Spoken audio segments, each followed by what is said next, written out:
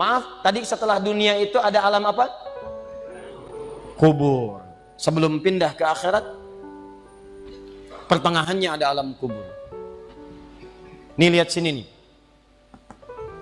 Kalau orang sudah selesai di alam ini, maka Allah wafatkan. Kullu nafsin dha'iqatul maut. Setiap yang punya jiwa akan kedatangan maut. Siapa yang bawa maut? Namanya malakul maut. Kalau malakul maut sudah bawa maut, maka dia mulai mewafatkan sampai meninggalkan dunia ini. Apa dalilnya Ustaz? Quran surah 32 ayat yang ke-11, paling kanan sebelah bawah. Qul yatawaffakum malakul mautil ladzi wukkila bikum. Kata Allah, katakan Muhammad kepada semua umatmu, setiap yang punya nyawa itu akan diutus malakul maut untuk mencabut nyawanya. Datang maut, makanya orang yang belum meninggal, yang belum dicabut, namanya disebut oleh Al-Quran dengan nama mayitun. Nih, ada ya-nya, ada taknya. Ya-nya ada tasdidnya begini. Mayit. Kalau ada tasdid, berarti artinya CM, calon meninggal. Diantum jangan tersinggung kalau dikatakan mayit ya. Iya. Sama dengan Ustaz. Iya. Innaka mayyitun wa innakum mayyitun. Engkau mayit, mereka pun mayit. Engkau akan wafat, mereka pun wafat. Cuman Allah membedakan waktu-waktu wafatnya. Barangkali tidak sama semuanya. Bisa antum duluan, saya belakangan, mungkin. Atau mungkin juga ditukar, jangan salah, bisa ditukar. Saya belakangan, antum duluan, bisa. Gak ada bedanya Ustadz. Ya sudah, saya duluan, bisa setelah antum. Nah, dipakai tasdid. Kalau datang maut, maut datang. Maut lewat malakul maut. Maut ini mengambil nafas, diambil tasdidnya nih, ambil ke atas. Begitu diambil, qul yatawaffakum malakul mautil ladzi wukkila bikum. Kullu nafsin dha'iqatul. Ya ayyatuhan nafsul mutmainnah, sesuatu yang tenang. Dalam bahasa Arab disebut dengan sukun. Sukun itu tenang, alamatnya sukun bulat. Bulat ini bulat dalam ilmu loghah. Bulat jadinya, hilang tasdidnya. Maka kalau mayit itu artinya nyawanya sudah tidak ada. Mayitun masih ada nyawa, diambil malakul maut jadi mayitun. Nih alam kubur. Begitu pindah ke sini, datang malakul maut, dicabut nyawanya, maka diwafatkan, ditinggalkan dunia ini. Maka orang mengatakan telah meninggal dunia. Artinya apa? Ditinggalkan dunianya. Lihat sini, fokus. Karena alam kubur beda sifatnya dengan dunia, lain tempatnya, lain keadaannya, maka lain pula bekalnya. Jangankan alam kubur, beda tempat di dunia saja sudah beda keadaannya. Anda orang Indonesia ingin datang ke Malaysia, kalau bekalnya tidak ada Anda bawa, tidak akan mungkin Anda bisa masuk. Apa di antara bekalnya? Ada paspor yang mesti distempel begitu masuk imigrasi. Pergi lebih jauh lagi, misalnya saya pengen ke Australia, maka Anda harus ngajukan untuk mendapatkan visa. Lebih jauh ke Amerika, visanya bisa lebih sulit lagi.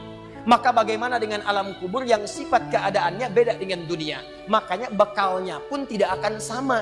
Jadi kalau Anda cuma mengumpulkan bekal dunia, maka semua bekal itu akan ditinggalkan saat di dunia. Maka orang mengatakan meninggal dunia, maksudnya meninggalkan dunia dengan semua bekalnya. Nih, maaf ya, jam dunia, baju dunia, handphone dunia, gelas dunia. Jadi semua yang kita dapatkan di dunia, rumah yang luaskah, mobil yang mewahkah, pakaian yang glamourkah, kalau sudah meninggalkan semua alam dunia itu, maka hilanglah semua yang kita kenakan. Habis semua kita tinggalkan. Walaupun Anda koleksi yang bagus-bagus, tetap tidak akan pernah dibawa. Jangankan Anda, yang mengantarkan saja tidak akan menyertakan. Silahkan cek. Anda punya koleksi mobil paling bagus, apakah saat wafat dikuburkan dengan mobilnya? Tidak. Anda punya handphone paling mewah, kenangan tingkat tinggi. Di handphone itu suka dipakai bikin status tentang hadis, tentang ayat, tentang tafsir. Tiba-tiba ketika akan wafat, Anda wasiat kepada istri Anda tercinta. Mama, ini handphone kesayangan Papa, handphone bekal ibadah. Tolong kalau meninggal, kuburkan dengan handphonenya. Kalau Mama kangen, miss call aja. Mustahil.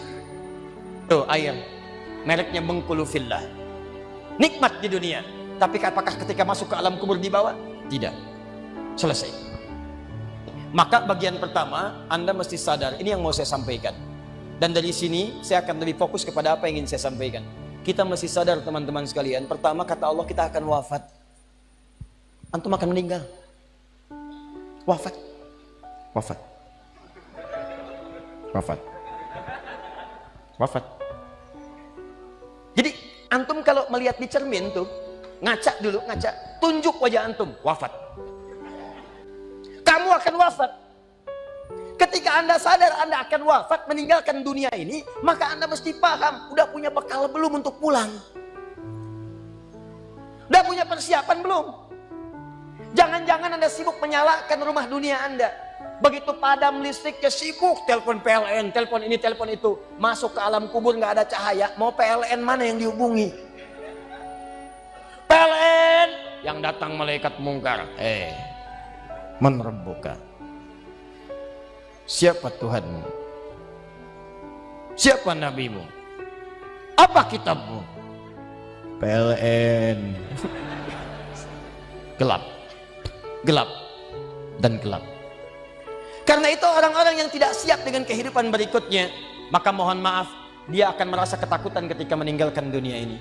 Bahkan ada yang saking takutnya, malaikat langsung bergerak untuk memaksa dia cepat meninggalkan tubuh dunianya. Muncul Quran surah ke-8 ayat ke-50. Kata malaikat, akhriju anfusakum. Kamu ini susah banget pulangnya, maka dipukulin oleh malaikat. Pukul, pukul, pukul, pukul. Teman-teman, karena alam kubur itu bekalnya bukan bekal dunia, maka Anda tidak akan pernah bisa membawa cahaya dunia ke alam kubur. Maka saya ajak Anda pada malam hari ini, coba ayo kita berubah. Tolong pikir baik-baik, tidak akan ada yang abadi. Dan besok pun belum tentu hidup. Demi Allah saya katakan, Allah bisa mewafatkan kita pada malam hari ini. Saya cuma mau tanya sebentar aja merenungkan. Tolong tanya pertanyaan saya ini, tanyakan pada diri Anda sebelum tidur. Kalau Allah wafatkan Anda pada malam ini, sudah siapkan Anda dengan bekal pulang Anda kepada Allah. Karena itu hukum mengatakan orang yang tidak punya bekal maka dia tidak siap untuk mudik. Tuh lihat Ramadan tuh. Ntar sebentar lagi, tersisa tinggal 2-3 bulan ke depan datang bulan Ramadan. Begitu di ujung Ramadan, orang semua siap-siap mudik. Demi Allah saya katakan, saya pernah mengadakan survei kecil-kecilan. Saya tanyakan pada sementara orang yang tidak mudik. Saya tanya, kenapa nggak mudik? Ustadz, nggak ada bekal. Dunia saja tidak punya bekal, malu mudik. Tidak punya bekal, susah mudik. Tapi yang punya bekal, oh dia nyari sebanyak-banyaknya. Begitu sebelum berangkat, tiba waktunya raya, dia siapkan. Bahkan ada yang kemudian mencari motor terbaik. Motornya Honda bebek, bekalnya singa. Motornya bebek, bekalnya singa. Karena bekalnya lebih banyak dibandingkan dengan sifat kendaraannya. Kendaraan kecil, motornya modifikasi. Tambah lagi pelepah pisang. Tambah lagi dus satu. Tambah belakang yang lain lagi. Numpuk semua di belakangnya. Dituliskan kemudian tulisan, aku pulang sayang, jemput ya. Masya Allah. Luar biasa. Kenapa? Karena tahu dia punya bekal untuk pulang. Dan yang dikunjungi pun dihubungi terlebih dahulu. Aku mau pulang. Maka yang di sana menyiapkan segala perlengkapan untuk menyambut yang pulang. Silahkan cek. Begitu tahu akan ada yang pulang mudik, maka rumah dicet. Makanan diada-adakan. Semua dimunculkan. Bahkan yang tidak ada pun menjadi ada. Coba setahun sekali, luarnya kongwan, dalamnya rangginang. Idul Fitri. Anda pun begitu. Jadi kalau dunia saja punya sifat mudik, maka akhirat pun demikian. Orang-orang yang punya petaknya cuma dunia saja, maka selesai hidupnya di sini. Kata Allah, nih saya berikan gambaran. Yang visinya cuma sampai sini, maka saya berikan semua kenikmatan dunianya seperti yang dia inginkan. Tapi begitu selesai ini, ditenggelamkan di alam kubur sampai kedalaman yang paling dalam. Turun ancaman. Allah tidak menginginkan semua manusia larut di sini. Tapi kata Allah, saya tidak maksa. Nih saya berikan gambaran kepada Anda. Kata Allah, turun surah Al-Humazah. Wailul likulli humazatin alladzi jama'a malahu wa yahsabu anna malahu akhlada. Kata Allah, hei yang terlampau sibuk dengan dunia.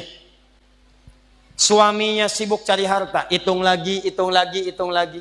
Istrinya sibuk kumpul-kumpul dengan sesamanya, cuma membicarakan harta suami. Sosialita yang senang dengan kumpul-kumpul saja, tidak ada manfaatnya, cuman ngobrol, cuman gibah, cuma macam-macam. Makanya ketika menyebutkan kalimat saling cela, saling ngobrol, menggunakan tak marbutah. Tak marbutah menunjuk pada perempuan. Wailul likulli humazatil lumazah, pakai tak, sedangkan tak sifat menunjuk pada perempuan. Muslim laki-laki, kalau ingin jadikan perempuan tambah tak di ujungnya, muslimah. Mukmin laki-laki, perempuan mukminah. soim laki-laki, perempuan, wah itu dia. Sesuatu yang kokoh, kuat, berwibawa, mantap, punya tenaga. Makanya tanda-tanda laki-laki pun beda. Punya kumis, laki-laki berkumis, perempuan tidak. Punya wibawa, punya kata-kata yang kuat. Makanya kalau ada laki-laki suaranya sedikit gemulai saja, itu akan kehilangan sifat wibawanya.